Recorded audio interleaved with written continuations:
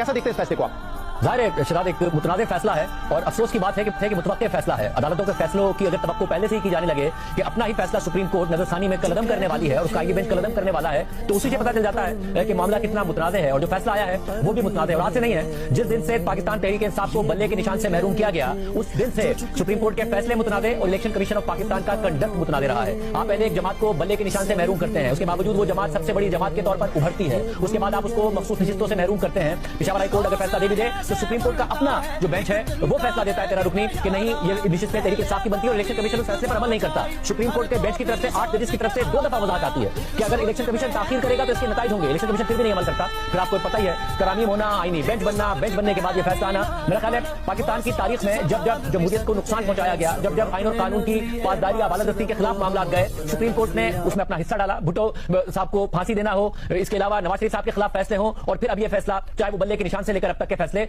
जब भी तारीख लिखी जाएगी उसमें लिखा जाएगा कि सुप्रीम कोर्ट ने तसलसल जारी रखा है पाकिस्तान में जमहूरियत और जो आईन और कानून की बालादस्ती है उसके खिलाफ। अभी तक शायद मुल्क में जो आइन की धज्जियां थी वो सही से नहीं उड़ाई गई थी, तो आज तारीखी एक और मुतनाज़ा फ़ैसला सुप्रीम कोर्ट की जानिब से देकर उन्होंने कानून की सही तरीके से धज्जियां उड़ाने का निज़ाम जो है वो मुतारिफ़ करा दिया गया।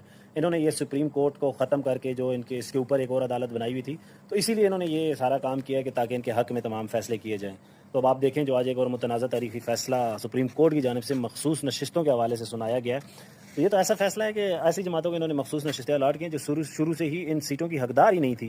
किस तरह इन्होंने उनको सीटें अलाट कर दी हैं। बेशक वो इंडिपेंडेंट लड़े थे, जो भी था पीटीआई की जमात के, उन्होंने निशान इंडिपेंडेंट लड़के पीटीआई में जिन्होंने अपनी स्टाम्प के ज़रिए से, स्टाम्प पेपर के ज़रिए से एफिडेविट जमा करा के नुमाइंदगी शो की थी, तो किस तरह ये सीटें दूसरी जमातों को दी